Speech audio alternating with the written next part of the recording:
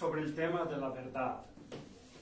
Y como hablamos de la armadura algo ayer, o por lo menos incluimos hablando de la armadura, vamos a comenzar desde ahí, porque parte de la armadura del cristiano dice, estad pues firmes, ceñidos vuestros lomos de verdad. Y sigue, hay otras partes, pero por los que no saben más o menos qué es el contexto histórico que está empleando. So noisy, honey. Quick, are you done yet? Está bien. Making lots of noise. Lo bueno es que no lo ponen en paquetes de aluminio, ¿verdad? No, get the noise. No, get the Sí, no voy por nada. Yo sé.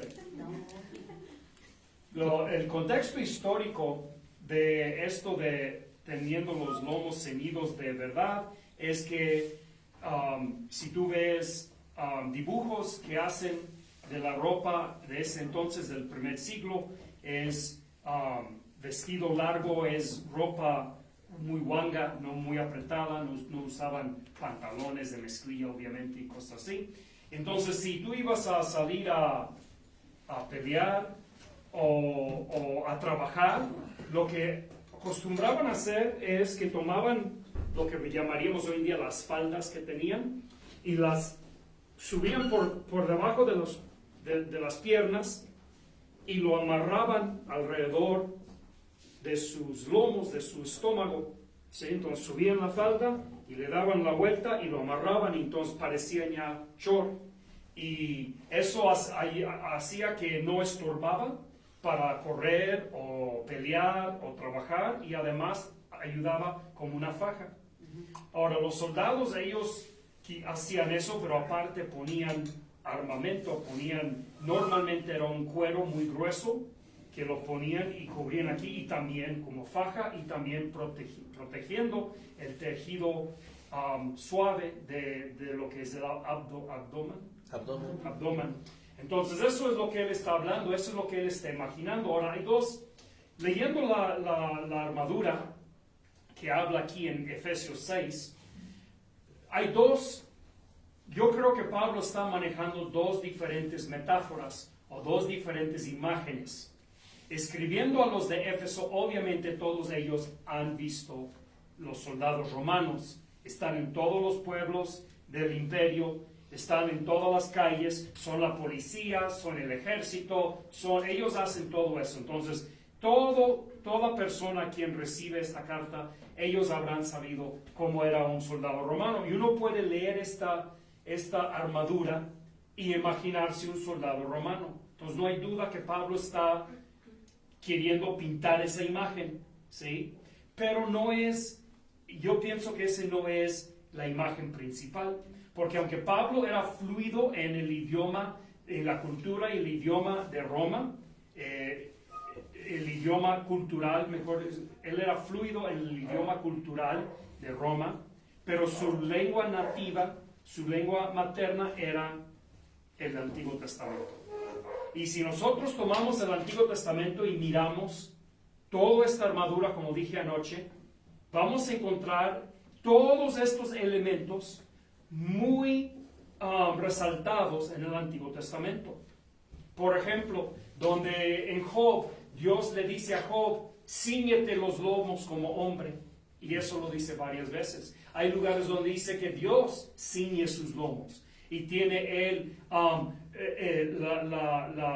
la cota y el yelmo, y casi todo lo que menciona en estos de la armadura lo encontramos en el Antiguo Testamento. Y yo creo que Pablo principalmente tenía en su mente la armadura que encontramos en el Antiguo Testamento asociado con Dios, no con un soldado romano.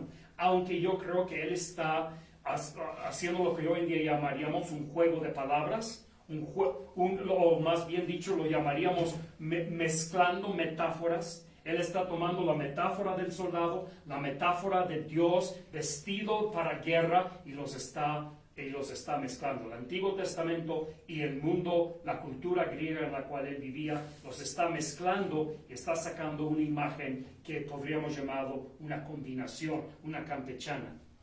¿Okay? Entonces, una de las razones que creo que eso es así es por lo que él dice de los pies. No vamos a hablar de esto hoy, pero quiero que lo vean porque es interesante y yo creo que ayuda a comprender el enlace o esta combinación que está pasando aquí. Cuando él habla de los pies, la manera que lo dice es diferente que todos los demás elementos. Escucha lo que él dice. Él dice, calzado los pies con el apresto del Evangelio de la paz. Eso es muy distinto a donde él dice, ceñid tus lomos, vestir de la cota, pon el yelmo, tomad el espíritu. Todos son enunciados sencillos, directos. Pero cuando él llega a los pies, es muy regado. Tiene muchísimas metáforas una tras otra para decir una cosa. Él no dice, calcen los pies del Evangelio. No dice eso. Dice, calzad los pies del apresto del Evangelio de la paz. Mucho más de lo que parece haber sido necesario para poder, si nada más se trataba de un soldado, ¿de dónde entra eso en la imagen de un soldado romano? El Evangelio de la paz. Es muy difícil hacer eso caber. Pero si decimos que su idioma nativa de Pablo era el Antiguo Testamento, y tomamos esa frase y lo vemos en el contexto del Antiguo Testamento, cabe excelente.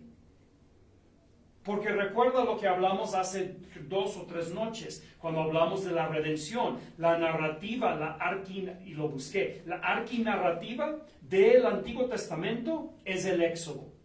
Esa es la historia que todo judío vivía en sus mentes. Ellos entendían su vida y su pueblo y su historia, todo a la luz del Éxodo. Y cuando llegamos al Éxodo encontramos exactamente esa imagen.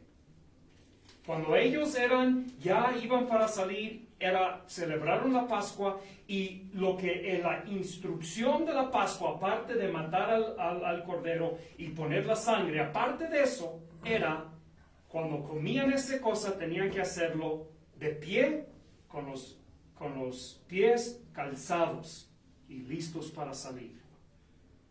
Y esto es lo que encontramos, la imagen que él está pintando, de soldados que están de pie, que tienen los pies calzados. Y luego está tomando esa imagen del Éxodo y lo está integrando con el nuevo Éxodo, que es Jesucristo. Y tenemos aquí ya la imagen de una buena nueva de paz, que es lo que encontramos en los evangelios. Entonces aquí en medio de toda la armadura tenemos donde Pablo toma todas las imágenes que está manejando y los combina en una sola frase.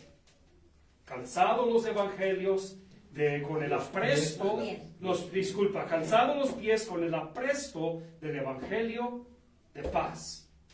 Todos los elementos integrados en uno.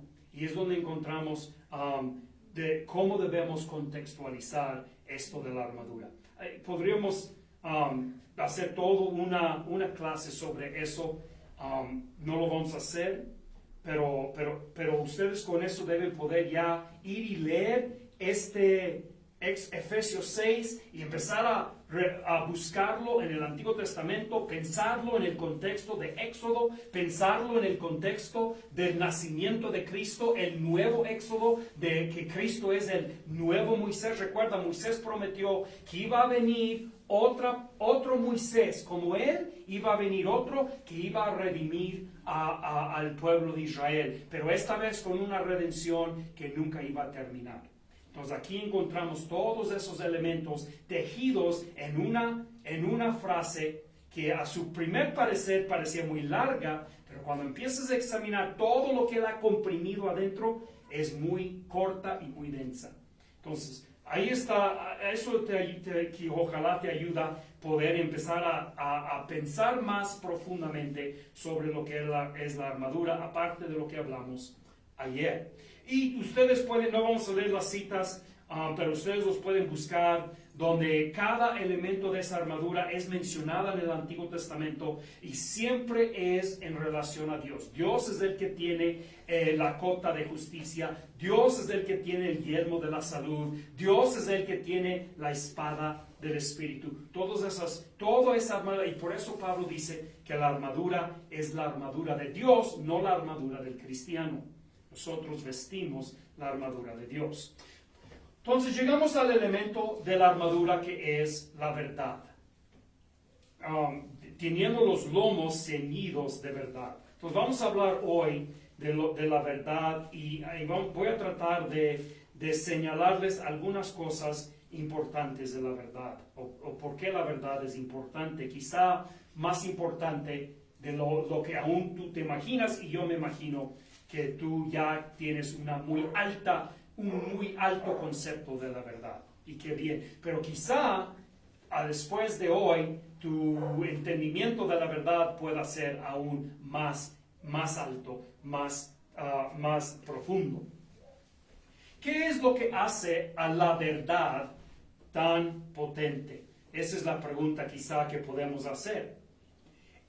Y aquí es donde yo quiero comenzar a retarte a pensar quizá un poco distinto a como has pensado antes. Lo que hace a la verdad tan poderoso no es que Dios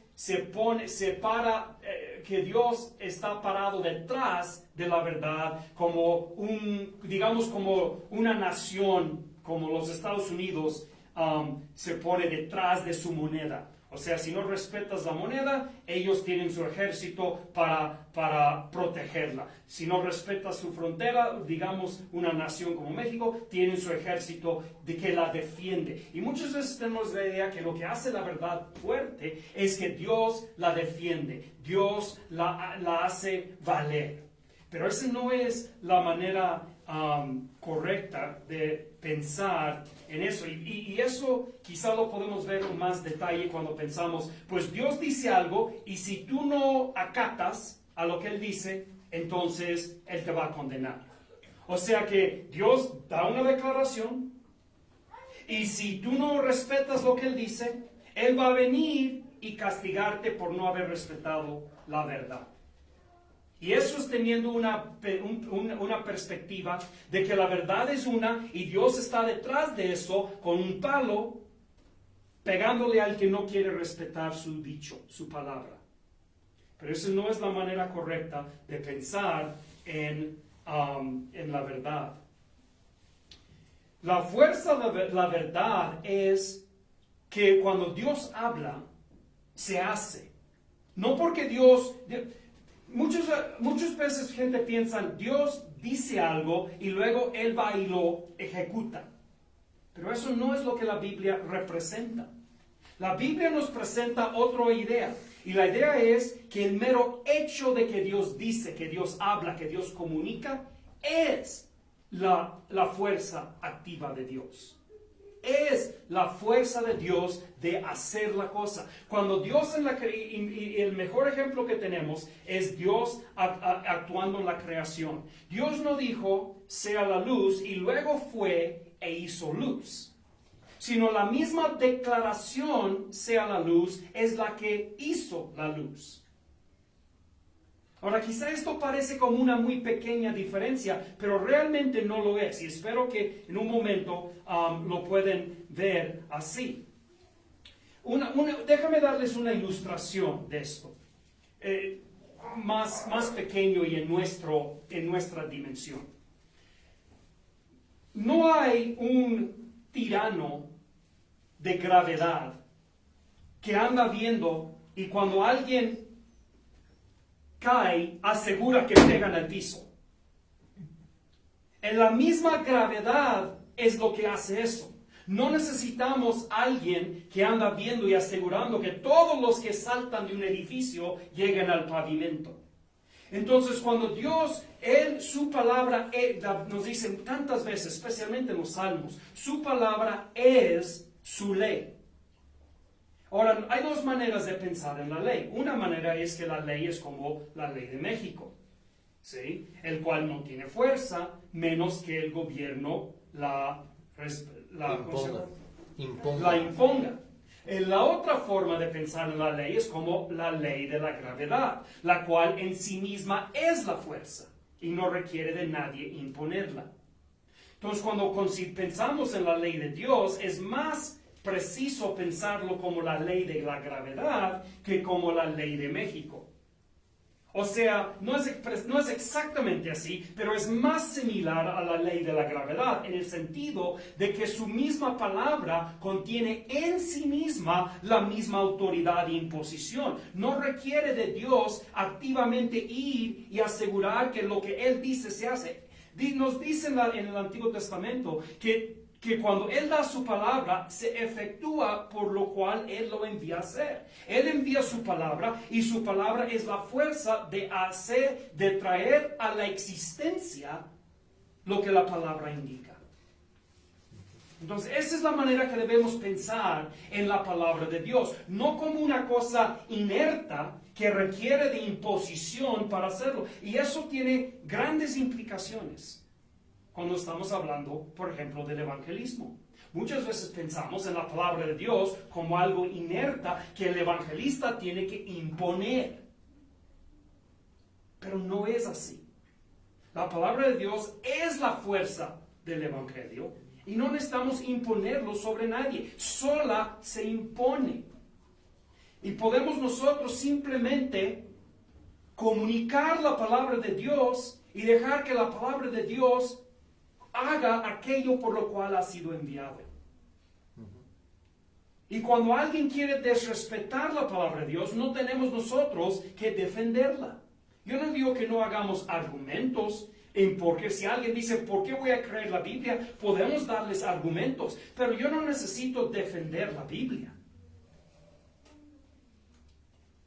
Yo no necesito defender la palabra de Dios y tú tampoco. Entonces, esa es una de las implicaciones grandes de esto, como para el evangelismo. Ahora, lo que esto significa más fundamentalmente es que cuando hablamos de la palabra de Dios y de la verdad, estamos hablando de que Dios, de que Dios y la verdad realmente son una misma cosa en cierto sentido. Por eso encontramos a Jesús diciendo, yo soy la verdad. Hay un argumento filosófico para la existencia de Dios, muy conocido últimamente, principalmente porque un filósofo cristiano llamado William Craig, él usa este argumento en sus debates con los ateos, y él hace debates con todos los ateos grandes que hay ahorita, y él hace debates con ellos, y este es uno de sus argumentos principales. Se llama el argumento cosmológico o el Kalam, porque lo es desarrollado en parte de los eruditos musulmanes. Ellos argumentando también que hay un Dios. Este no es un argumento en el sentido cristiano, o sea, el argumento no está defendiendo que Jesús es Dios o que el cristianismo tiene razón, sino solamente es un argumento de que entre existir Dios o no existir, existe. ¿Sí?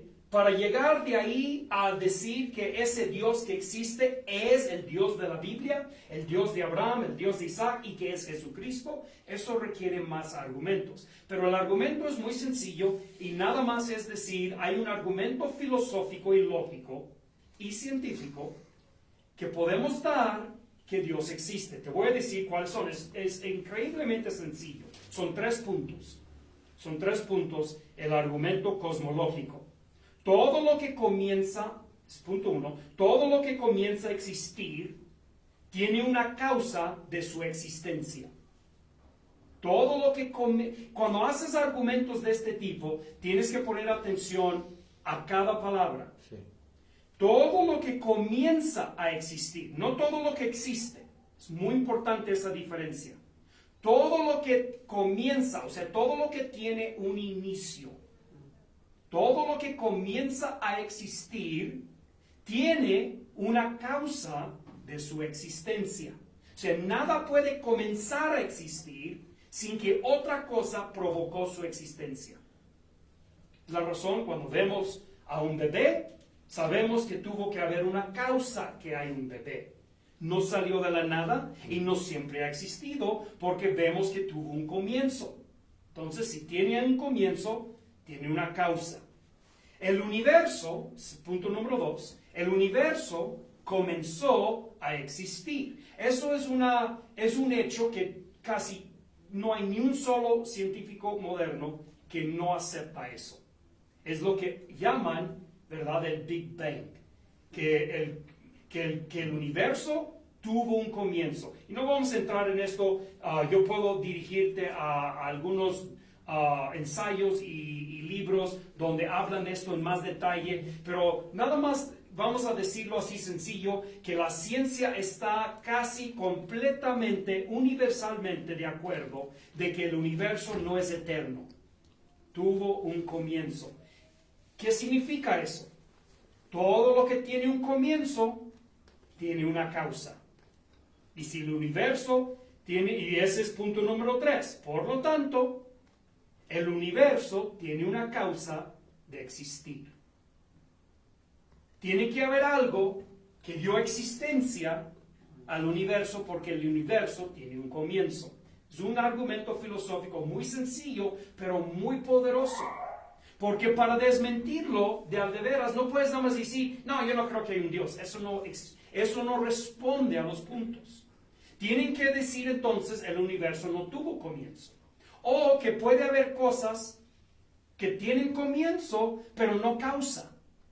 Todo eso es muy difícil para la ciencia moderna decir.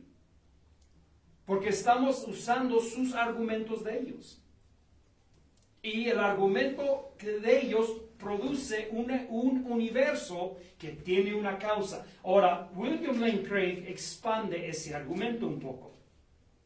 Llega ahí y luego él dice que para que el universo tenga un comienzo, tiene que haber una causa que no tiene causa. Tiene que haber una causa que produjo el universo, el cual en sí mismo no tiene comienzo. De otra manera, terminamos en un ciclo que nunca, o sea, un ciclo infinito. ¿Sí? O lo que llaman en la filosofía una retrocesión infinita. Entonces, para que pueda haber una causa al universo, esa causa no puede tener causa. Esa causa no puede tener comienzo. Entonces, ¿qué significa eso? Que tiene que haber algo que está fuera del tiempo, que está fuera del espacio, fuera de lo material, que es eterno. Ahora, solo hay dos cosas que pueden ser así. Solo hay dos cosas que pueden ser inmateriales, intemporales y sin espacio. Y eso es una idea abstracta o una persona. Y por persona no estamos hablando de un humano, estamos hablando de una conciencia. O sea, los números son así. Pero es muy difícil pensar que, digamos, el número 7 produjo el universo. Entonces, si no es una idea abstracta que produjo el universo, entonces tiene que ser una conciencia. Porque son las únicas cosas que hemos imaginado o encontrado que llenen los requisitos de los cuales están hablando. Entonces, su argumento de él es, como no es una cosa abstracta que produjo el universo, tiene que ser una persona, un ser que no tiene tiempo, que no tiene espacio, ¿sí? que es personal. Ese ser produjo el universo. ¿A cómo le vamos a llamar eso? Puedes llamarlo lo que quieres, pero comúnmente decimos de alguien así, Dios. Entonces ese es el argumento cosmológico de que hay universo. ¿Por qué les digo todo esto? Les digo esto porque esto enlaza con lo que la Biblia habla de la verdad y enlaza con lo que habla de muchas otras cosas también. Cuando estuve hablando de la verdad y que la verdad es la fuerza de Dios, el problema con nada más a decir así, como hacen los testigos de Jehová, ellos hablan de la fuerza activa de Dios, es que se hace una cosa abstracta. Pero lo que encontramos en la Biblia es otra revelación de que la verdad no es abstracta, es personal. Y esto es muy, muy importante. Y ahorita vamos a hablar un poco más de eso. Primeramente, tienes que ver que la verdad es, para llegar a que la verdad es personal, debemos ver que la verdad es singular. Hubo un tiempo cuando no hubiera sido necesario que yo diga eso. El día anteayer no era necesario, pero en el 2024 es necesario enseñar a la gente que la verdad es singular. ¿Por qué digo? Porque tantos post-cristianos y postmodernos tienen la idea y esto viene de lo que llaman la teoría crítica, de que no hay una verdad.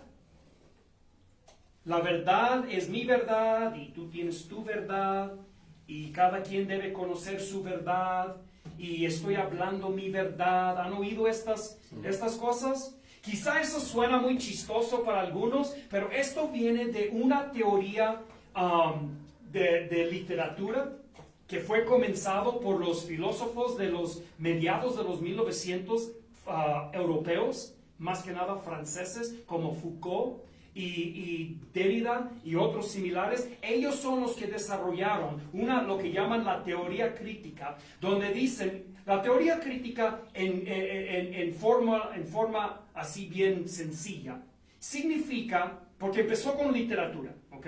Es donde empezó teoría crítica, con la literatura. Y lo que la teoría crítica dice es que ningún libro, ningún escrito, tiene sentido inherente en sí misma. Uno dice, cuando lee el libro, uno dice, ¿qué es lo que dice el libro? La teoría crítica dice, el libro no dice nada. El lector es el que le está poniendo el sentido, no el autor. El autor no pone el sentido, el lector pone el sentido. Es una idea de que todo es interpretación llevado al extremo. O sea, donde realmente ya no es interpretación, sino que el libro simplemente es como una página en blanco en el cual el lector le pinta el sentido. Eso es teoría crítica. Y aplica a la literatura primero, pero tomaron esa teoría y lo aplicaron a toda la vida. Entonces dices, pues ¿en qué forma? Pues vamos a llevarlo al otro extremo y el más contemporáneo que tenemos ahora, donde decimos que el género no es objetivo, es subjetivo. Uno no es hombre o mujer porque hay una verdad objetiva, sino es subjetivo. Dicen que tu género te fue asignado cuando naciste. ¿Por quién? Dicen, pues por el doctor que puso en tu acta de nacimiento, varón o hembra. Y dicen, no, eso era su interpretación de él. Pero no hay un género, no hay una verdad de género. Lo que hay es simplemente la interpretación del género. Y finalmente, la interpretación que vale es la tuya, nada más. Entonces, cuando alguien dice, estoy hablando mi verdad, aunque quizá ellos no quieren decir eso del género, pero están en ese ambiente, en ese medio ambiente, en ese espíritu. ¿Sí se me están siguiendo? Entonces, eso es la ideología que llaman la ideología de género. Es mucho más profundo de lo que muchos evangélicos quieren pretender.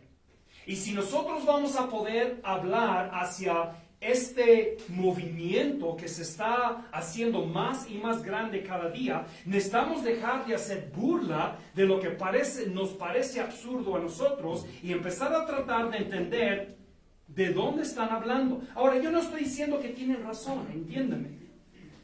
Yo no tengo que darles la razón para poder comprender qué puntos están tratando de hacer.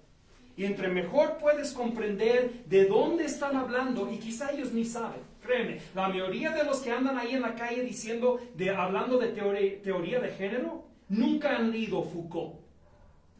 Probablemente ni saben quién es. Pero no tienen que leerlo. Eso volvemos a lo que hablamos el primer día, de la cultura.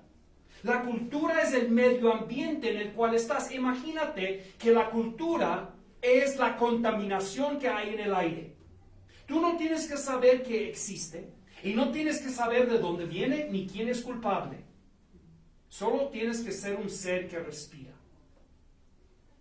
Si tú, por ejemplo, vas a Salamanca, No respire. no respires. Dicen, por los que no saben, Salamanca está lleno de todos los refinerías. ¿Ya? Dicen en Salamanca que si quieres respirar aire limpio, fumas, porque ahí tienes filtro. Ese es el dicho de Salamanca. El que quiere respirar bien debe fumar, porque así por lo menos hay filtro. No tienes que entender nada de eso. Si tú vives en Salamanca, todo tu ropa, toda tu casa, tu coche, tu ser, tus poros, todo va a oler a refinería. Porque así es la cultura. La cultura es el medio ambiente en el cual estamos. Imagínate que la cultura es agua y todos somos pescados. Y tú puedes decir, pues yo no soy como los demás pescados, yo no soy afectado por ese medio ambiente. Claro que lo eres. Todos estamos nadando en el mismo medio ambiente que se llama la cultura. ¿Sí? Entonces, uno no tiene que saber de dónde viene, ni qué son sus puntos finos, nada de eso tienes que saber. Solo tienes que respirar la cultura. Y si estás vivo, lo estás respirando. Ese es el punto de ese clip de película que les dije del suéter azul. Gente que dice, no, a mí, muchos cristianos yo los conozco, a mí no me afecta la moda. ¿Sí? ¿De veras? Porque esa ropa no me parece de hace 300 años o 3000 años. Claro que nos afectan esas cosas. La moda es parte de la cultura, a todos nos afecta.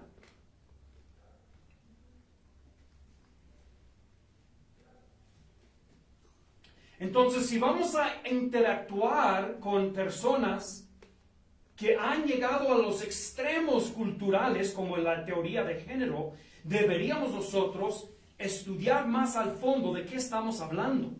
Porque no basta nada más decir, eso es tontería y el que lo cree es un bobo o es un pecaminoso. Eso no ayuda. Eso no es un argumento. Eso es nada más una crítica, una acusación. No es un argumento. Entonces, si estás interesado en saber de dónde viene esto y cómo es que resultó la teoría de género, hay un muy buen libro que está en español por un hombre llamado Carl Trueman. Te lo voy a apuntar aquí.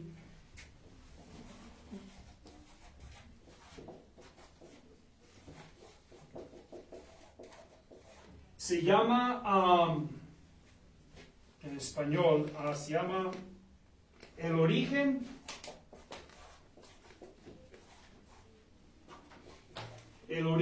y triunfo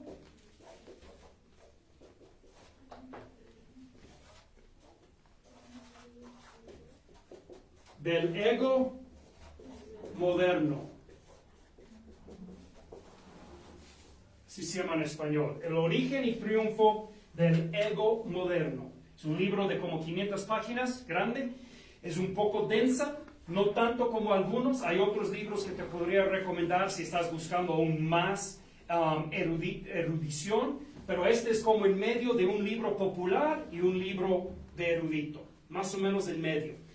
Él traza el desarrollo de lo que hoy en día es conocido como la teoría de género, desde Hegel, que es un filósofo alemán de los 1800, y Kant hasta llegar a la era moderna. Buenísimo este libro.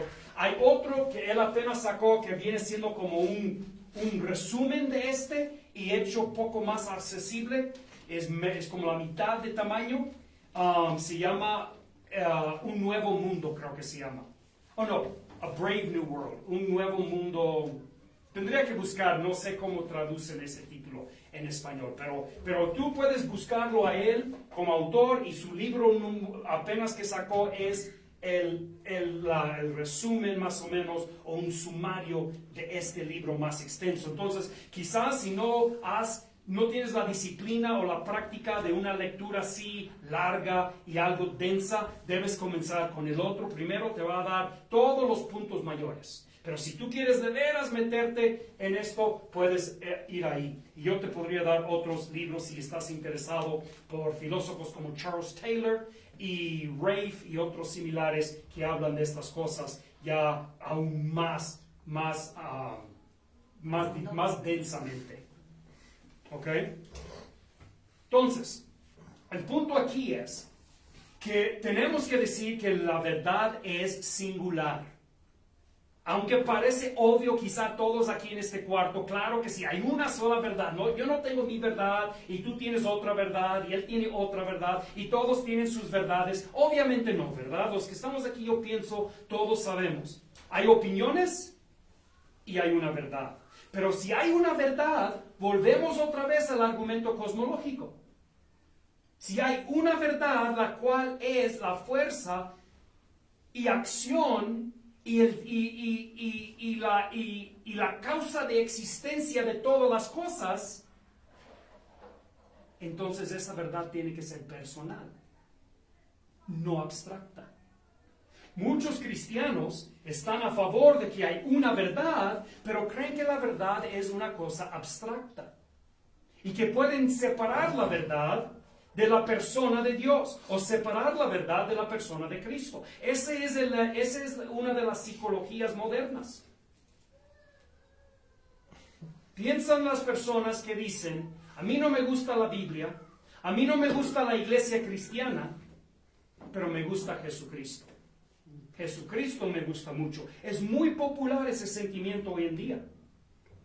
Lo que llaman la desconstrucción cristiana, donde rechazan la iglesia, básicamente rechazan la Biblia casi en su totalidad, pero aman a Cristo. Dicen, el chiste no es doctrina, el chiste no es verdad, el chiste no es dogmatismo, fanaticismo, lo único que vale es Cristo, ser como Cristo, vamos a ser como Cristo. Y están hablando de algún tipo de ser simpáticos, de ser... esa no es la palabra en español, de ser amorosos y de ser tiernos, y todo eso está bien, yo no estoy criticando esas cosas, pero lo que están diciendo es que la verdad no es personal, es abstracta, y puedes tener la persona de Cristo, puedes tener la existencia de Dios sin el dogmatismo de la verdad. Y si tú empiezas a examinar especialmente la filosofía, la psicología de los jóvenes de hoy, ese es donde se encuentran. Se encuentran en una idea de que todo eso de dogmatismo, verdad y eso es abstracto, no existe en la realidad y que por eso tenemos a Cristo. Pero si la verdad es singular y todo lo que llega a existir tiene una causa de existir y esa causa tiene que ser personal, entonces la verdad tiene que ser personal. Ahora, eso es nada más una manera moderna de decir lo que Cristo dijo, mucho más, de una versión mucho más directo. Él dijo, yo soy la verdad. Ahora, él estaba diciendo, todo lo que yo dije, y mucho más cuando él dijo eso. Ese no nada más es un dicho que dijo que como para hacer a la gente reaccionar. Él está enunciando una realidad increíblemente profunda que abarca todo lo que hemos hablado esta noche hasta ahorita y mucho más. Él dice, yo soy la verdad. Juan, cuando escribió el Evangelio de Juan, y hemos hablado un poco de esto en los otros estudios, pero él tomó ese enunciado, él tomó ese concepto y lo expandió y luego lo subvirtió. Hizo dos cosas en Juan capítulo 1. Lo expandió y luego lo subvirtió. Él dijo, en el principio era el verbo, y el verbo era con Dios, y el verbo era Dios. El verbo estaba con Dios y el verbo era Dios. No sé, por siempre digo ese mal. En el principio era el verbo y el verbo estaba con Dios y el verbo era Dios. ¿Qué es el verbo? El verbo es lo que los griegos llamaban el logos, que es el principio fundamental de todas las cosas. Los griegos, los filósofos griegos creían que había una cosa singular, una verdad singular que era la causa de toda existencia. Lo llamaban el logos, la razón, la sabiduría. Juan dice, el logos es real. Igual como ustedes filósofos piensan en el logos que hay una verdad absoluta, una verdad singular, es así, hay una verdad. Pero Juan lo extiende. Dice, y ese logos estaba con Dios, porque los griegos creían que el logos era superior a Dios. Los dioses griegos existían debajo del logos, no arriba y no al paralelo. Entonces Juan está diciendo, sí hay un logos, sí hay una verdad, pero esa verdad está con Dios y esa verdad es Dios. Ahora, hasta ahí él está expandiendo la idea de los griegos. Lo está ampliando. Pero ahora lo va a subvertir y lo va a poner de cabeza. Y él dice que ese logos se hizo carne y habitó entre nosotros. Y vimos su gloria, gloria como el unigénito del Padre. ¿Qué está diciendo Juan? Está diciendo que ese logos no es abstracto, es personal. La verdad no es abstracta, es personal. ¿Qué quiere decir que es personal? Es una persona. Es una persona. Igual como cuando vimos hace poquito el argumento cosmológico y tomamos esos pasos y terminamos ese argumento diciendo que, concluyendo que la causa del universo tiene que ser una persona. Tiene que ser una persona. Eso es lo que Juan está diciendo. La verdad no puede ser un enunciado, una preposición. No puede ser, la verdad no puede ser algo abstracto que no podemos darle figura. La única manera que funciona la verdad es si es una persona. Es la razón que solamente el cristianismo tiene una verdad. Ninguna otra religión lo hace. El budismo no tiene una verdad, el hinduismo no tiene una verdad, el confucismo no tiene, el taoísmo, ninguna religión tiene una verdad. No lo tienen. Porque no han podido entender que es una persona. La única manera que funciona el concepto de la verdad es si no es concepto, tiene que ser una persona. Podemos ver el choque de estas dos ideas. La idea de la verdad personal o la verdad como persona y la verdad como un concepto abstracto. Podemos ver ese choque en la misma Biblia en Juan, cuando Pilato y Cristo llegan cara a cara. Cristo habla de conocer la verdad y Pilato responde como todo buen griego, todo buen romano griego o griego romano le dicen, greco-romano, ¿verdad? Greco-romano. Él responde bajo su filosofía de ellos y él dice, qué cosa es verdad. Si tu verdad no es una persona, vas a terminar sin verdad. No importa de qué religión o persuasión religiosa eres. Si tu verdad no es una persona, vas a terminar sin verdad. Es la misma el mismo argumento y es enlazado con ese cosmológico. Si la causa del universo no es una conciencia personal, terminamos sin causa del universo. El Antiguo Testamento habla de esto, aunque no tan directamente como el Nuevo. Juan, en el Evangelio de Juan y en Primera de Juan, él habla más de esto que cualquier otro autor de la Biblia. Si tú quieres estudiar esto bíblicamente, del lado de la Biblia, lee Juan, el Evangelio de Juan, y lee Primera de Juan. Son los dos libros donde más se habla de esto, pero tienes que empezar a verlo más profundamente.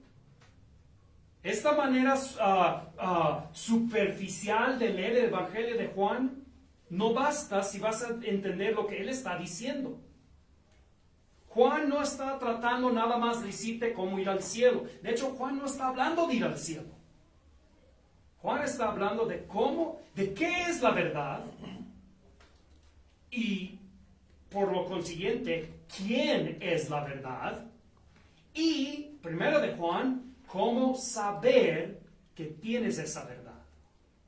Entonces, esos son Juan y Primera de Juan. ¿Qué, o mejor dicho, quién es la verdad y cómo puede uno saber que lo tiene? ¿Sí? Tienes que leerlo más profundamente si vas a de veras sacar provecho de lo que él está tratando de decir. Y si tú quieres ver o quieres averiguar que, por ejemplo, el Evangelio de Juan es así de profundo en un sentido filosófico, como te estoy diciendo, lea los primeros 14 versículos.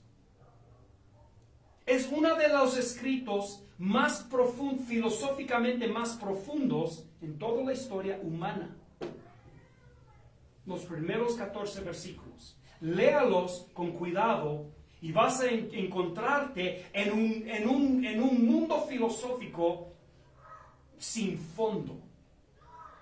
Y Juan, ya en su evangelio, construye sobre esos primeros 14 versículos. ¿Okay? ¿Por qué es que una verdad impersonal nos sirve? Porque una verdad impersonal es como un número. El número 7 es, se podría decir, verdadera. Existe. Los números existen. No nada más son... Un número no estoy hablando del símbolo que escribimos en un pedazo de papel, ¿sí? Muchos piensan el número es este. Ese no es un número.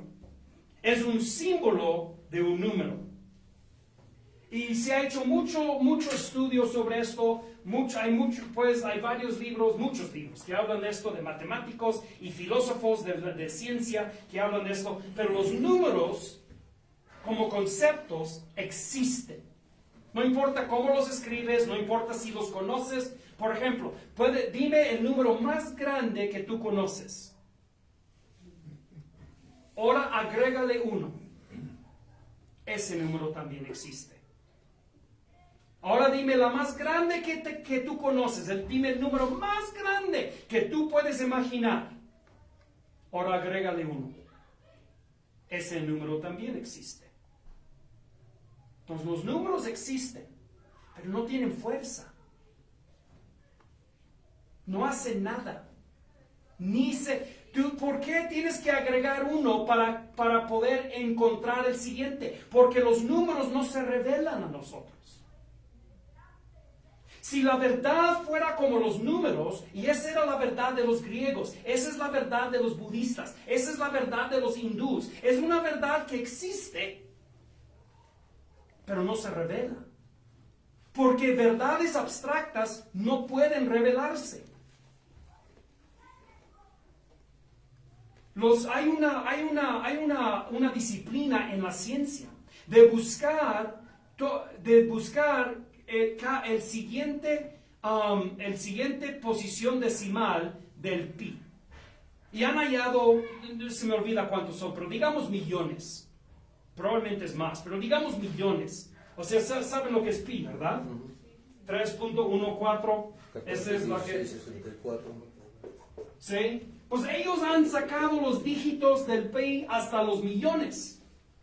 Pero ¿por qué las tienen que buscar? Porque no se revelan a sí mismas. Eso es la verdad abstracta. Si la verdad es abstracta, no se revela. Tú tienes que buscarla. Tú tienes que salir, es como habla en Deuteronomio. Tú tienes que cruzar el mar y el cielo y la tierra para subir al cielo para buscarla, bajar al infierno para ver si está. Es lo que está hablando Moisés. Cosas abstractas no se revelan. Es como el oro. El oro no llama, aquí estoy. Tienes que escarbar, tienes que minar. Y puedes estar a 1 metro. Hay historias probablemente mitológicas, pero hay historias de mineros que murieron porque se matan. Y cuando se matan con la dinamita, encuentran que nada más 1 metro más profundo, ahí estaba la vena de oro. Porque el oro no se revela. La única cosa que se revela es una persona. Cuando tú y yo comunicamos, nos estamos revelando uno al otro. Y las personas, las conciencias, son las únicas cosas que son capaces de revelarse. Si nosotros vamos a poder saber la verdad, conocer la verdad, tiene que ser porque la verdad se revela. Eso es lo que Cristo está diciendo cuando Él dice, yo soy la verdad.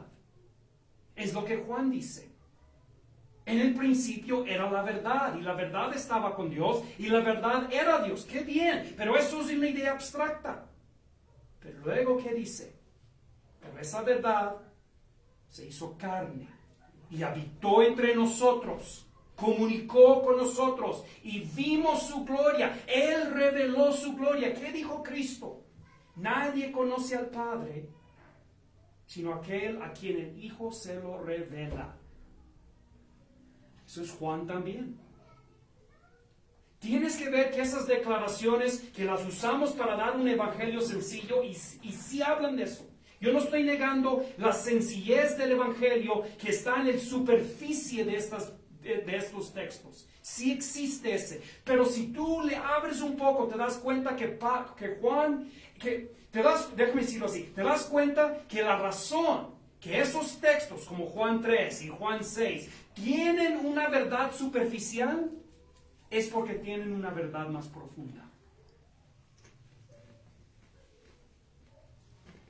Jesús dice a los judíos que le habían creído, si vosotros permaneciereis en mi palabra, seréis verdaderamente mis discípulos y conoceréis la verdad, y la verdad os libertará. Y luego Él dice, yo soy el camino, la verdad y la vida, y nadie viene al Padre sino por mí. Si me conocieseis, también a mi Padre conoceréis, y desde ahora le conocéis y le habéis visto. ¿Qué es la diferencia entre el cristianismo y toda religión? La diferencia es que tenemos un Dios personal, no teórico, no abstracto. Es lo que Pablo se refiere cuando él dice en Hechos 17, Dios ciertamente está cercano de cada uno de nosotros y palpándole podemos encontrar. ¿Por qué? Porque Él es personal y se está revelando a nosotros. Si Dios fuera nada más, como dicen los teístas que no creen en un Dios personal, solo creen en una fuerza cósmica que es el principio de todas las cosas. Si de veras existiera tal cosa, nunca lo supiéramos. ¿Sabes que ahorita, en este momento, en este cuarto, hay infinitas cosas de las cuales tú no sabes que están? Por ejemplo, todos los canales de radio están en este cuarto en este momento. Todas las señales de internet de esta vecindad están en este cuarto en este momento. Pero tú no sabes. Hay partículas que han viajado miles de millones de años luz, y están ahorita pasando por este cuarto y tú no sabes. ¿Por qué? Porque no son personales. Son inertas. Y si la verdad es así, entonces no hay verdad. Por eso el momento que tú divorcias, el momento que tú separas la verdad de la persona de Jesús, termina sin la verdad y sin Jesús. Es como si tratas de tener, déjame darte una ilustración. Es como si tratas de tener un matrimonio sin la persona. Quiero ser casado, pero no quiero una esposa. Eso es demasiado latoso. Quiero ser casada, pero no quiero un marido. Eso es demasiado exigente. Entonces yo voy a tener el matrimonio sin la persona. O la persona sin el matrimonio. No funciona. ¿Por qué? Porque el matrimonio son las personas.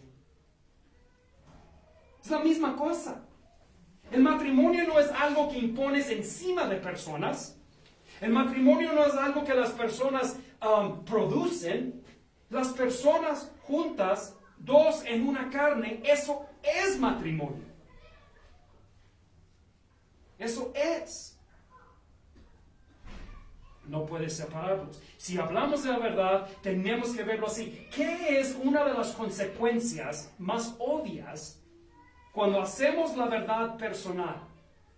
Que la verdad deja de ser transaccional y se convierte en relacional. El problema cuando la verdad no es personal es que se hace transaccional. Se convierte en un producto. Ese es lo que hacemos con personas cuando queremos tratarlos como un producto. Los deshumanizamos. Los despersonalizamos. No puedes ser traficador de humanos sin pensar que esos humanos no son humanos. Cuando los nazis mataron a tantas personas en la Segunda Guerra Mundial, tuvieron primero que deshumanizar a esas personas. Tuvieron que desarrollar a través de varias décadas una doctrina secular, una doctrina nacional, que habían criaturas con el parecer de hombres que realmente eran puercos y perros y que no había más consecuencia matarlos que matar a un perro o un puerco. Y tardó años de propaganda deliberada por parte del gobierno nazi para entrenar a los alemanes que así era el asunto. Pero cuando ya pudieron despersonalizarlos, entonces los podían matar sin problema. Ya la persona era transaccional. Era nada más un producto más. Una cosa inerta más, una cosa sin conciencia. Varios de ustedes me han dado ejemplo de esto yendo al hospital, cuando he ido estas 3 veces con ustedes. Varios de ustedes me han dicho, una vez estando aquí y hablando con la gente en esta situación en la cual están, ya no podemos ver a la gente igual otra vez. ¿Sabes lo que pasó? Desarrollaron una perspectiva relacional en vez de una perspectiva transaccional. El Evangelio ya no es una transacción que estás haciendo. Tú dame tu atención, yo te doy la verdad, tú pon tu fe, Dios te va a dar esto. Es transacción. Y el Evangelio para el evangelismo moderno es casi completamente transaccional. Por eso nos gusta la idea de la verdad abstracta, doctrinas. Por eso nos gusta la idea de un evangelio de fórmulas.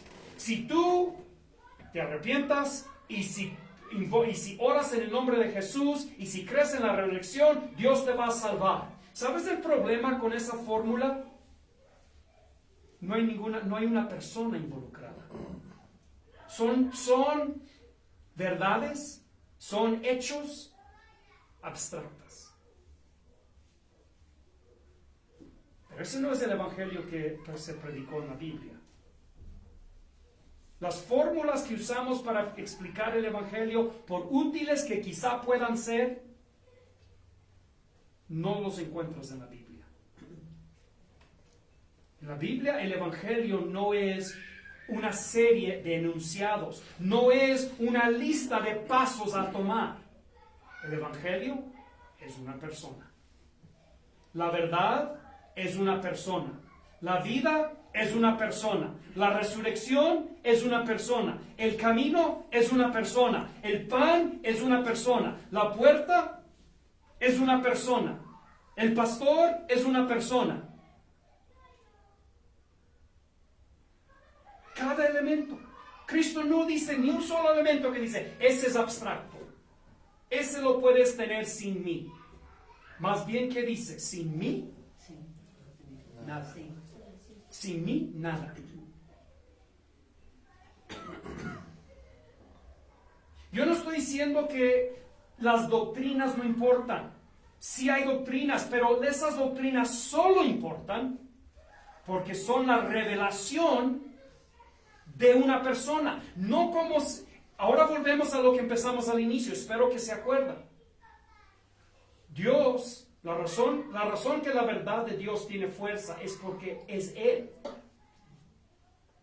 La razón que la doctrina cristiana tiene valor y fuerza y validez no es porque sale de la boca de Cristo, sino porque es Cristo.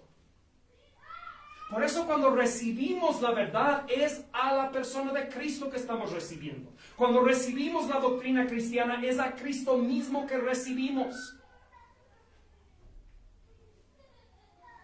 Es como el marido que cree que de alguna forma puede separar la opinión de su esposa de su esposa. Inténtalo y a ver cómo te va. ¿Por qué crees que todos nosotros, en cualquier tipo de relación humana, cuando alguien se burla de nuestra opinión, ¿por qué nos sentimos tan personalmente ofendidos? ¿Por qué? Porque nuestra opinión es lo que somos. Ahora, esto me lleva a otro punto de la verdad, hablando en ese contexto. Hay una grande diferencia entre nosotros y lo que llamaríamos, entre comillas, nuestra verdad, y Dios y su verdad.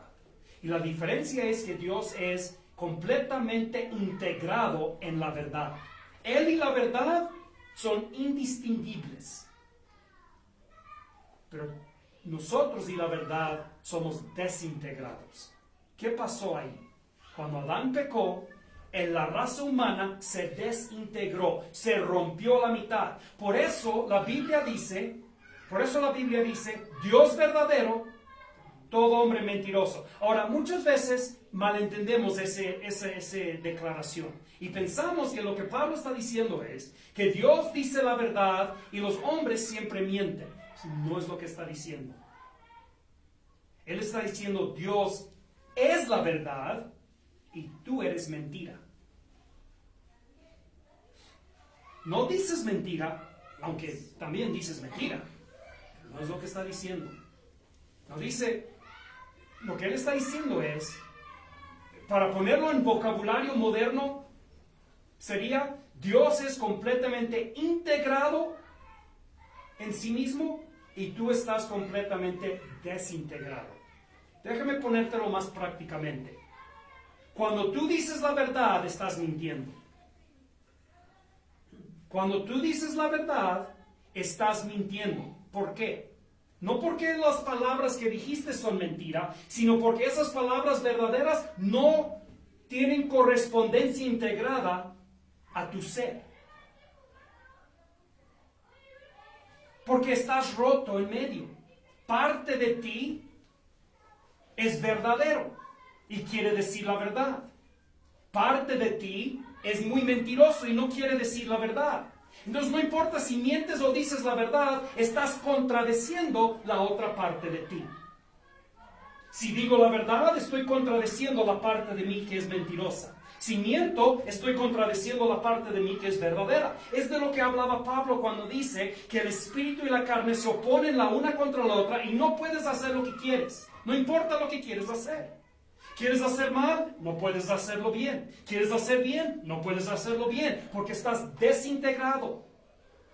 No es el problema no es que mientes, aunque eso sí es problemático, pero ese no es el problema mayor, que mientes. El problema es que tú eres una mentira. Déjame ponerte en las palabras de Isaías. Si bien todos nosotros somos como suciedad y todas nuestras justicias son trapo de inmundicia. No está diciendo que las mismas obras buenas son malas. Está diciendo que aun cuando hacemos buenas obras es en desintegración. Y estamos siendo infieles a la parte de nosotros que es mala. Y cuando hacemos mal, somos infieles a la parte que es buena. Y no podemos obrar lo que quisiéramos. Dios no tiene ese problema. Por eso es el contraste. Dios dice, donde no hay nada, absolutamente nada, Dios dice, sea la luz, y simplemente por decirlo es. Eso es integración. Si tú fueras integrado, podríamos hacer un pequeño experimento, podríamos apagar las luces y tú pudieras decir, sea la luz, y se prendería. Pero ¿qué tienes que hacer? Tú tienes que batallar, esforzarte, por después de hacer un enunciado así, tratar de ponerlo en obra. Porque tu palabra no tiene poder.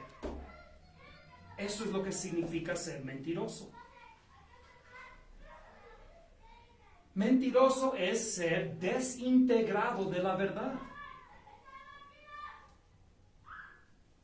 Una pregunta. Mande. Entonces, estamos desintegrados hasta que el Señor Dios nos perfeccione, o Sí. Sí. Somos desintegrados hasta que crucificamos a través de la vida todo lo que es del mundo, o sea, todo lo que no es, todo lo que es la corrupción de la creación, tenemos que crucificarlo y al final ser purificados a la imagen de Jesucristo. Y entonces, dice, seremos como Él, porque lo veremos como Él es. Pero otra vez, si ven, es personal. Cada cosa, si ustedes nada más pasan y leen los evangelios y leen las epístolas, especialmente los evangelios, especialmente Juan, van a encontrar que esta idea de que tiene que ser personal está en cada página. Un ejemplo, ya lo di creo el domingo, pero se lo voy a repetir por los que no están. Y cuando Lázaro muere, Jesús llega ahí después de más de 3 días de muerto, salen María y Marta, los dos independientemente, acusando: si hubieras estado aquí, mi hermano no hubiera muerto. Cristo les asegura, tu hermano va a resucitar. Ellas dicen, claro, todos sabemos eso. En la resurrección, en el día futuro, en la resurrección, va a resucitar como todos los demás. Y Cristo dice, no. Yo soy la resurrección. La resurrección no es un evento abstracto, no es un día abstracto, no es un concepto abstracto. Si fuera eso, nadie resucitaría. La resurrección es una persona. La relación que tenemos con esas cosas a fuerzas, si nada más lo miramos desde la perspectiva científica o filosófica, llegamos a las mismas conclusiones a las cuales llegaron los autores de la Biblia. Estas cosas tienen que ser personales, de otra manera, o no existirían, o si existen, nunca los conociéramos. La razón por la cual en el occidente, lo que es Europa, las Américas, esos lugares donde el cristianismo estaba, el occidente, la razón por la cual la ciencia fue desarrollada en el occidente y no en ningún otro lugar en el mundo, es por esta verdad, este concepto. Creían que la verdad era personal. y por lo tanto se estaba revelando. Que no era pérdida de tiempo gastar la vida haciendo, por ejemplo, un telescopio para mirar hacia los cielos, porque sabían que la verdad personal se estaba revelando y solo tenían que observar. Solo tenían que palpar para encontrar. La ciencia es un producto del cristianismo. No nada más porque fueron cristianos que fueron los primeros científicos, pero más profundamente. Porque la ciencia tiene como requisito el principio o el concepto de que hay una revelación.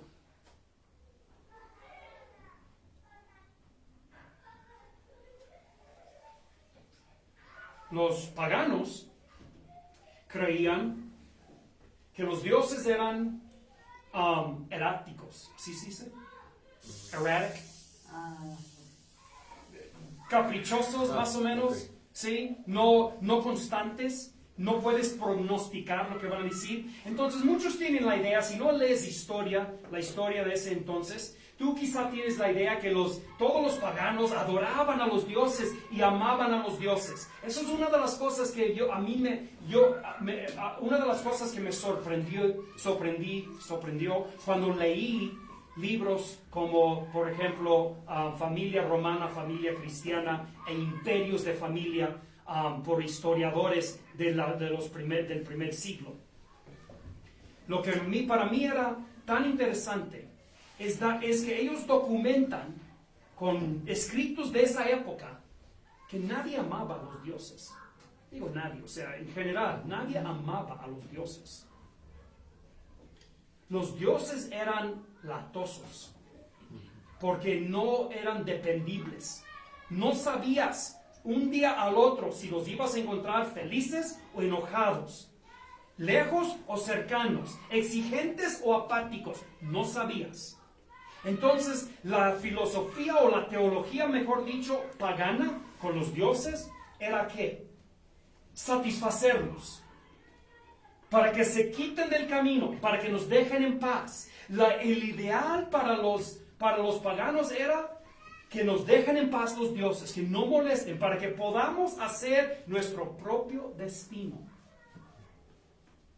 Es de donde viene esa terminología, esa idea. Hagamos nuestro propio destino, pero solamente podemos hacer nuestro propio destino si nosotros apaciguamos a los dioses y los mantenemos ocupados, distraídos, para que no se entrometen. Porque si se entrometen en la batalla, digamos, o si se entrometen en ese negocio que queremos hacer, no sabemos qué van a hacer. Son impredecibles. Es como si ellos determinaban el destino y las desgracias que les pasaban las atribuían a sus dioses y las victorias o bendiciones también las atribuían a sus dioses. Bueno, depende. Si creían que habían distraído a los dioses, entonces se atribuían a sí mismos su victoria, a sí mismos. Cuando no había victoria, normalmente la asunción era que no fue por mí, fue porque los dioses no los satisfacían, no los distraí suficientemente y se entrometieron, y ellos por caprichosos, lea la Odisea y el Iliad y vea cómo son dichos. No veas las películas, ellos lo echan a perder. Lea los libros y vas a encontrar la Odisea. Por ejemplo, los griegos creían que su Moisés era Homero. Lea esos libros porque ahí es donde no nada más es el entretenimiento. Esa es la teología de los griegos. Y si tú lees su teología, ellos tienen un concepto muy bajo de los dioses. Peores que hombres en aspectos. Malévolos, caprichosos, impredecibles. Nada más imagínate un bebé con máximo poder. Eso es así lo imaginaban. ¿Tuvo temor de los dioses? Sí, sí, tuvieron temor. Sí.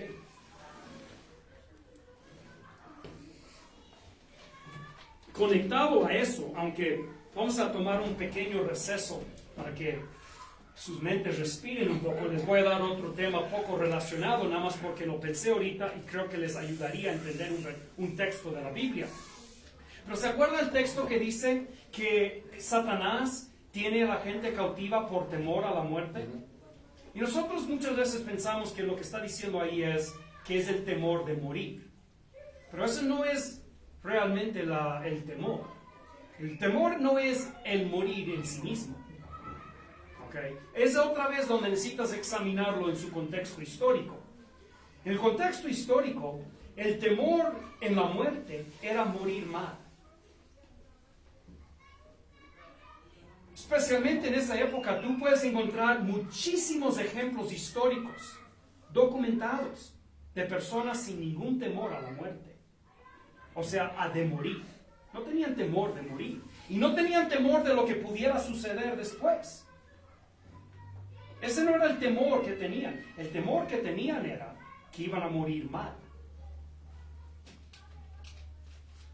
O sea, morir en vergüenza. Morir en cobardía. Y por eso está la conexión con los dioses. Si los dioses caprichosos de alguna manera, ellos impredeciblemente se metían en alguna batalla con un soldado y hacían un truco, porque así eran de trucos y malévolos y impredecibles, y ellos hacían algo, y tú que estabas ya listo y condicionado para morir con valor y con honor, de repente por un truco que hacían morías en pena, en deshonor, en vergüenza, en cobardía. Los caballeros del oeste no querían morir con su voto puesto. Querían morir en la cama. Sí, eso viene de esa filosofía, exactamente. Ese es el temor del cual está hablando. Lo que Cristo hizo para librarnos del temor de la muerte es que Él tomó autoridad de la muerte y no morimos. No hay temor de que vamos a morir mal. Esto es aparte, ustedes pueden masticar eso un rato. Pero no temor de morir mal, pero puede el versículo donde dice que el Señor dice hasta you've done well, like you've run your race. Y Bueno, estás mezclando versículos. Sí, yo sé, Okay. es que mi mente. Okay, pero No es tu mente, ese es el problema. Es lo que hablé antes. Todos lo hacen. Porque su escatología está tan alterada que la única manera para llegar a esas conclusiones es mezclando textos. El texto que tú estás mencionando no es necesariamente hablando de esto mismo. Entra al gozo de tu Señor. Nosotros pensamos eso es lo que pasa en las puertas de perla del cielo. Y eso no es lo que es. Esto es un juicio de vivos donde van a entrar en la administración del reino terrenal de Cristo. Morir mal, creo que en mí yo a veces he pensado de que si yo no logro terminar mi carrera bien, o sea, si yo me aparto de Dios, Sí, exactamente. Eso sería morir mal. Sí, exacto, eso sí sería. Y Pablo al llegar al fin de su carrera y dice, he acabado la batalla, he corrido, sí, y he acabado y me espera la corona. Él está feliz. ¿Sí? Pero Él nos da la consolación y la seguridad diciendo que el que comenzó en vosotros la buena obra la va a perfeccionar hasta el fin. Nuestra confianza de no morir mal no está en nosotros, sino está en un Dios predecible. La diferencia en la cual estoy llegando con esto, hablando de la muerte, aunque digo que es un poco de divagación, pero es que quise meterlo sutilmente. Que no pensaran que estamos hablando todavía de lo mismo, pero en realidad lo estamos. Nuestra confianza es que Dios es personal, predecible. Que lo que Él ha prometido, Él lo cumplirá. Es por eso que no tenemos temor de la muerte. Porque estamos poniendo nuestra confianza en un Dios personal que nunca cambia. Ese es el punto de lo que está diciendo. Yo soy el mismo ayer, hoy, ayer y para siempre. Ayer, hoy y para siempre. Yo soy el mismo. ¿Qué está diciendo? Soy personal. Soy una conciencia personal completamente integrada. Por eso cuando ponemos nuestra confianza en Él, estamos poniéndolo en su persona, no en sus doctrinas. Y yo amo las doctrinas de Dios. Pero la única razón que esas doctrinas tienen fuerza o validez es porque son completamente integradas con su ser de Él, su persona. Y eso hace que nuestra interacción con Dios es relacional, no transaccional. Por los que no saben distinguir esas dos cosas, les voy a dar un ejemplo un poco fuerte. Una relación transaccional es un hombre con una prostituta. Una relación relacional es un hombre con su esposa.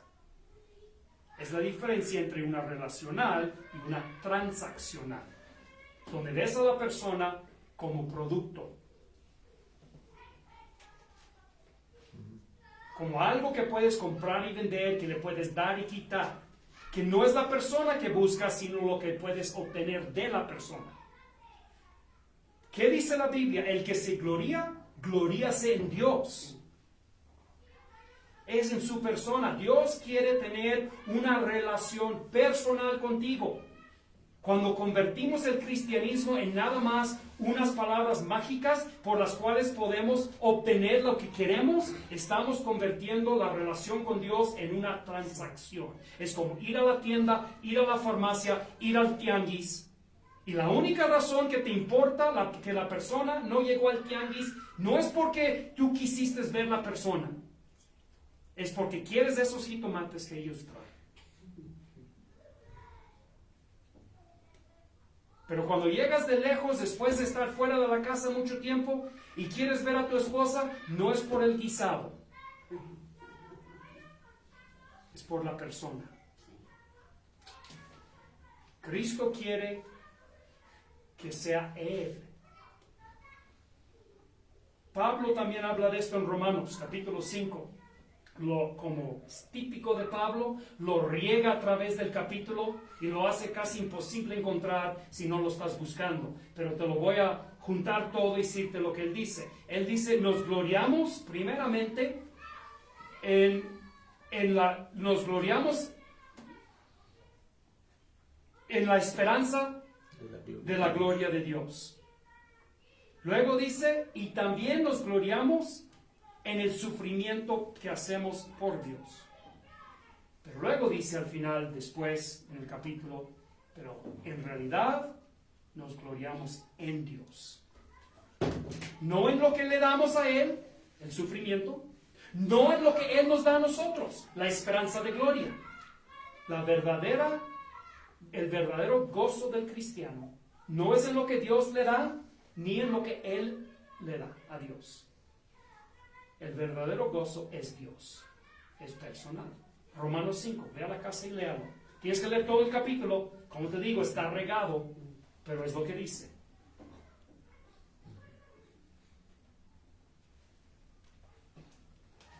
Pablo lo dijo así en Gálatas: con Cristo estoy juntamente crucificado, y vivo no ya yo, mas vive Cristo en mí. Y lo que ahora vivo en la carne, lo vivo en la fe del Hijo de Dios, el cual me amó y se entregó a sí mismo por mí. Puro relacional. Esto no es evangelio de fórmula, evangelio de pasos, evangelio de dogmas o preposiciones. Esto es Pablo y Cristo entrando en una relación íntima. Y esto lo podemos ver en muchos aspectos, incluyendo la verdad. Por eso Cristo dice, yo soy la verdad. ¿Quieres la verdad? Solamente lo puedes tener cuando aceptas a Cristo.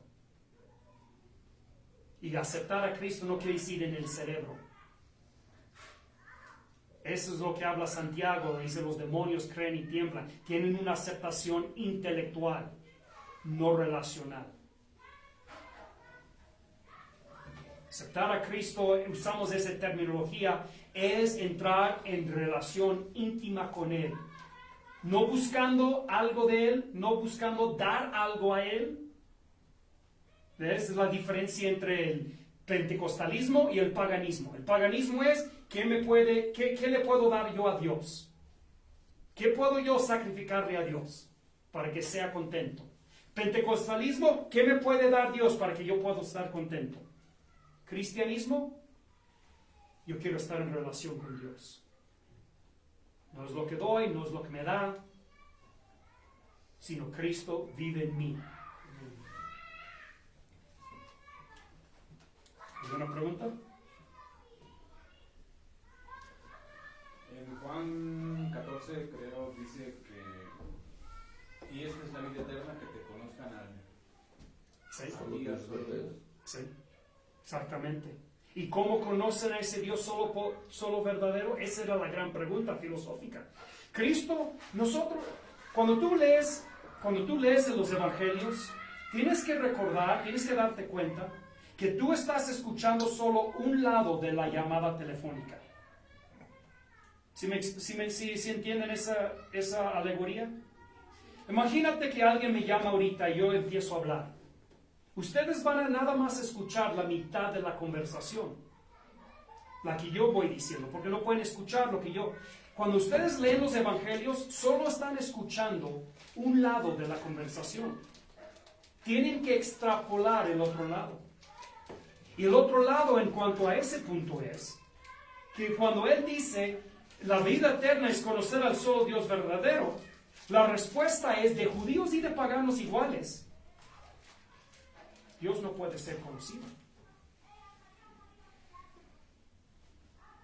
Los judíos no creían que podías conocer a Dios, por eso ni mencionaban su nombre.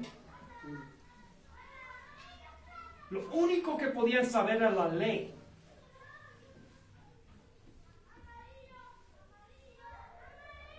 Entonces Cristo después que explica eso, de lo que tú citaste. ¿Cómo conocen al solo Dios verdadero? Nadie conoce al Padre, sino quien el Hijo lo revelará. ¿Quieren conocer al Padre? ¿Qué dicen los discípulos? Muéstranos al Padre y nos basta. Y Cristo dice, tanto tiempo estoy con ustedes y no me conocen. ¿Quién es el Padre? Es personal.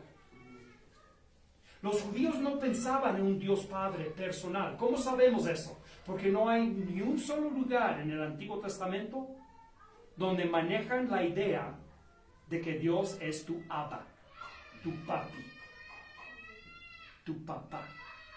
Dios era Padre en el Antiguo Testamento de la forma de que Él era el creador, el origen. Búscalos. Cuando habla de Dios como Padre, y son pocas veces que usa esas palabras, siempre es en el contexto de que Dios es el origen de todas las cosas, volviendo al argumento cosmológico. Todas las cosas que llegan a tener existencia tienen causa. Dios es la causa abstracta de las cosas. Por eso dicen los profetas menores, me parece Miqueas o Malaquías, tendría que checarlo, pero uno de los profetas menores dice que Dios es Padre de todos. Solo es en el Sermón del Monte que nos damos cuenta que Dios es un papá. Él no es origen de todas las cosas. Él es íntimamente involucrado e invertido en las cosas. Es como decir, ¿qué es la causa de que se cayó la casa? Es el viento. Nadie dice, maldito viento, eres mi enemigo. Porque decimos, el viento no tiene ánima, no tiene inteligencia, no tiene conciencia, no tiene... Así pensaban de Dios. de alguna forma era abstracto e inerta. Aún los judíos. Cristo llegó dando una revelación completamente diferente, diciendo no. Dios es una conciencia personal, íntimamente involucrado e interesado e invertido en tu vida.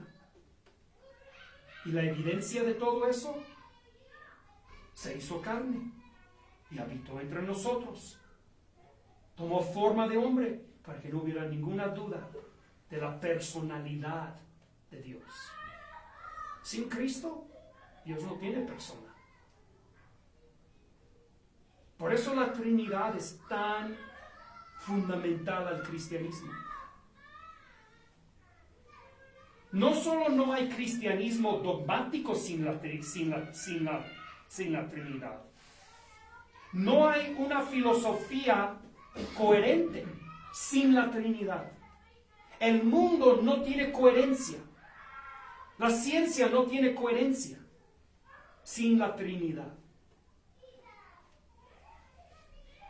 Porque sin la Trinidad, Dios no tiene persona. Y si Dios no tiene persona, no podemos saber quién es. Es como un número abstracto que existe ahorita y tú no la conoces y no la puedes conocer.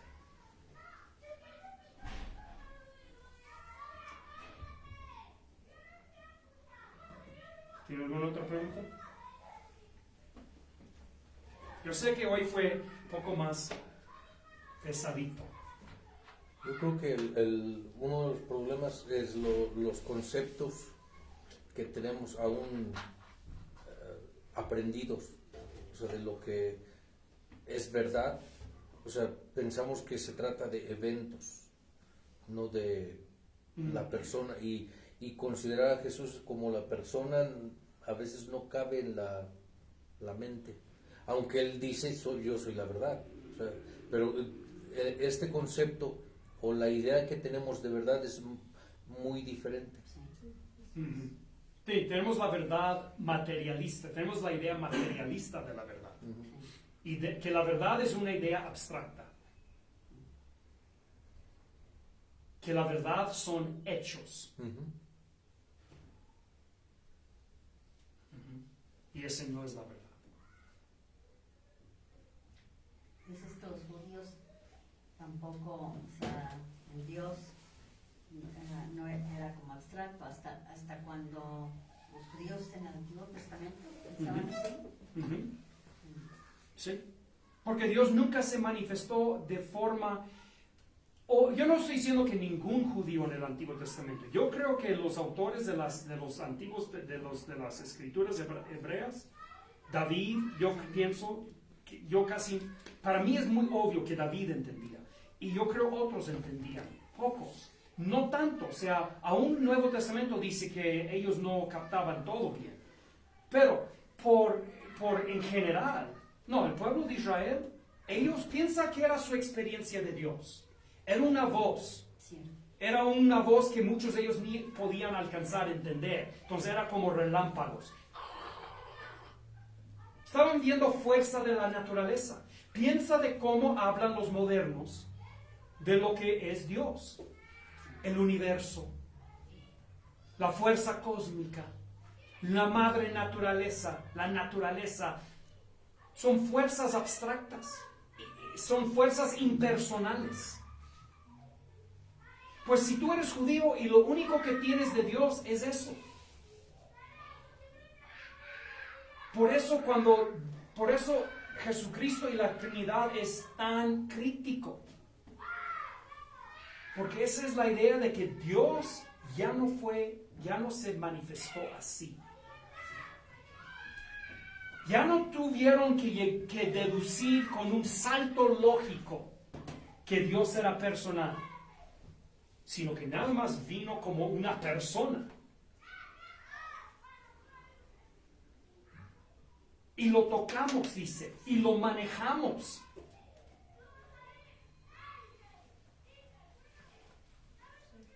¿Por qué estaban convencidos los apóstoles que Jesús era Dios? Porque sí, Pero era porque era la única cosa que hacía coherente. No nada más doctrina o religión. Era la verdad o era el incidente que daba coherencia a toda la vida. La Trinidad. El momento que entendieron eso fue cuando todo cambió en el mundo.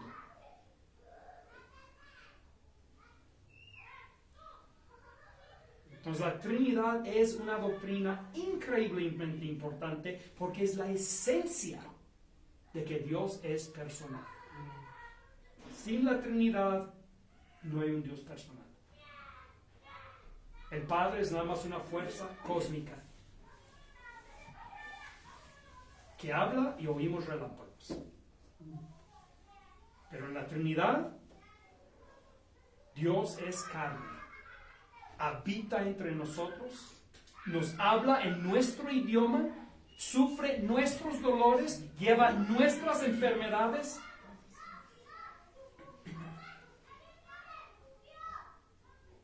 Ese es Dios en la Trinidad.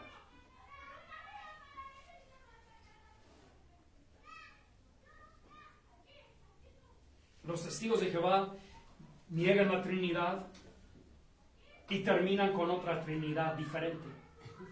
No, es imposible. No pueden pensar en el Padre como un ser personal sin tener algún tipo de Trinidad. Porque Dios, y esto tú lo puedes ver, si de veras quieres meterte en lo profundo así de la teología y la filosofía, ve y lee Tomás Aquino. Pero básicamente su punto de él es que él trata de comprobar es que Dios no es un ser, no es una persona. Dios es el mismo existencia, la misma existencia.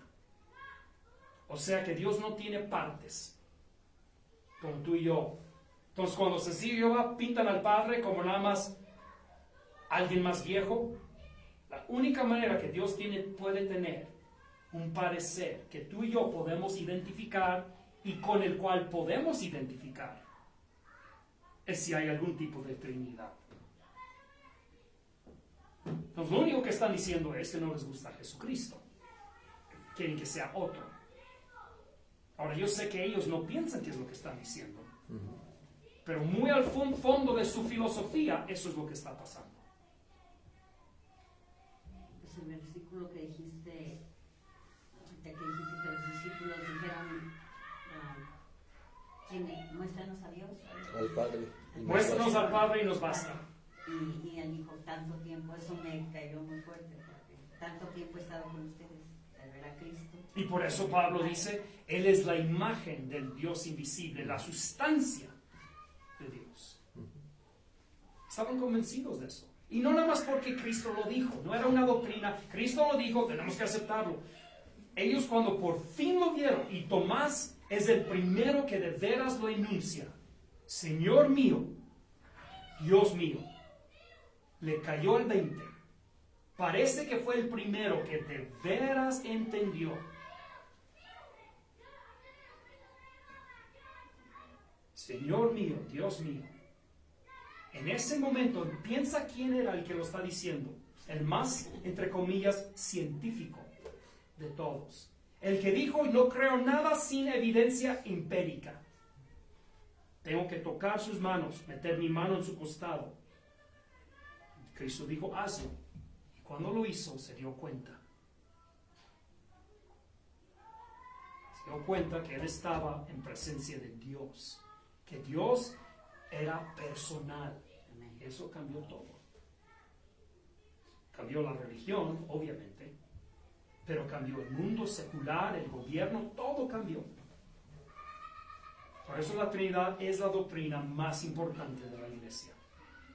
La más importante. Sin esa, no hay verdad, no hay justicia, no hay resurrección, no hay camino, no hay vida. Porque todas esas cosas son la misma una persona.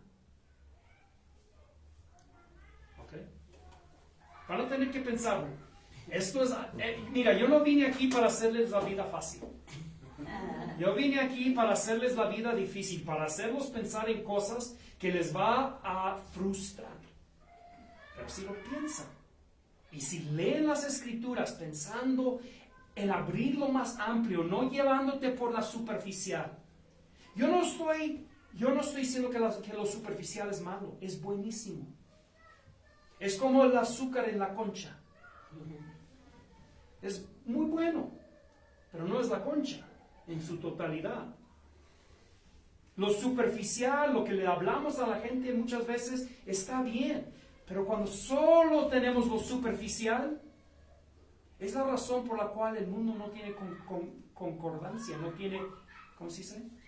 No concuerda, no tiene No, coherencia, gracias. Lo he estado diciendo toda la noche, no tiene coherencia. ¿Sientes que las cosas en tu vida no tienen coherencia? Es porque estás en el superficial. La coherencia lo encuentras en el fondo de las cosas.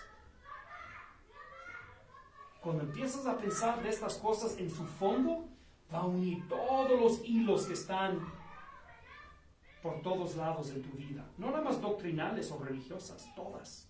Matrimonio, trabajo, hijos, arte, música. Todo lo va a unir. ¿Y sabes lo que vas a encontrar que es el nudo que une todo? Una persona. Siempre terminas en una persona. Y siempre es la misma persona. Por eso Pablo dice, Cristo es todo y en todos. Él es todo. Todo fue hecho por Él y para Él. Te digo, está por todos lados. Son cientos de declaraciones como esas. Quizá miles que las hemos pasado por alto. Lee el Nuevo Testamento de nuevo. De veras, de Mateo a Apocalipsis, léalo.